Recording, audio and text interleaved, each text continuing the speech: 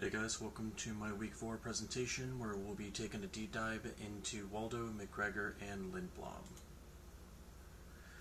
We'll be covering these 3 pieces of work. I've included the page numbers, and later on you will see that I've indicated the page number, column, as well as paragraph number, so you guys can follow along in our Classics of Public Administration book by Schaefertz. Starting off, I'd like to talk about Dwight Waldo. His work was really a reflection and a self-critique of the original work that he had put out decades ago. He realized that ideologies can change or be influenced within the context of time. He cited urbanization, the scientific revolution, as well as the advancement of automation. And these really did influence on how his ideologies were accurate, but also in ways off. He does notice that new ideas develop through these different time periods.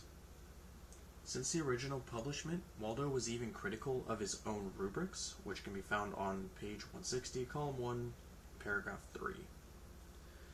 Theories in public administration really can change over time. Previously favored regulations become outdated when new advancements arrive. For example, myself, a new hire with Rupa Valley, I created a OneDrive for documentation purposes of a project that we can analyze over time. It replaced outdated methods of searching archived cases and allowed easier access for all members to be able to contribute their documentations. My workplace really quickly adopted this, sending it up to the higher management for statistical analysis, and it is widely used to be able to recover our statistics.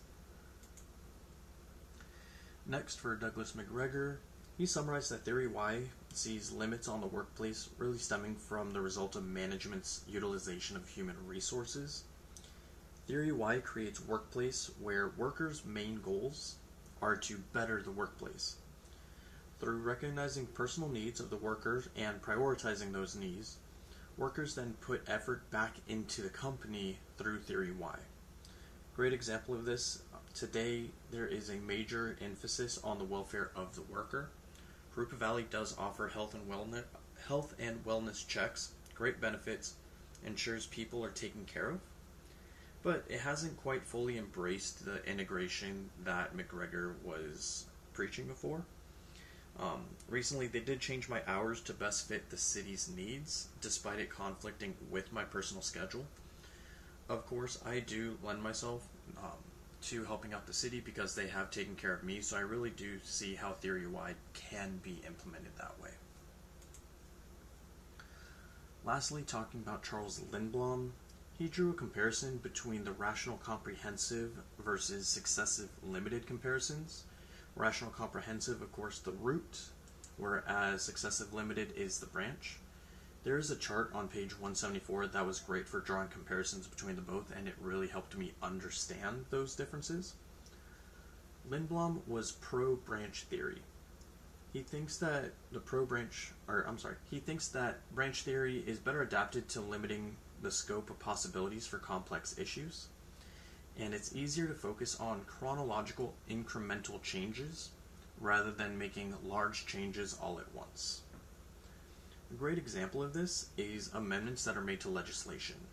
Rupa Valley implemented new vending ordinances recently. Right now, we're currently brainstorming small amendments based off of our current results that we can implement to better create better processes. Pretty soon, we're going to council. We're going to be presenting these small changes. For example, changing our holding period of confiscated items from 2 months down to 1 month. And we're hoping that through these small changes, we can tackle this complex issue and be able to resolve problems a little bit quicker.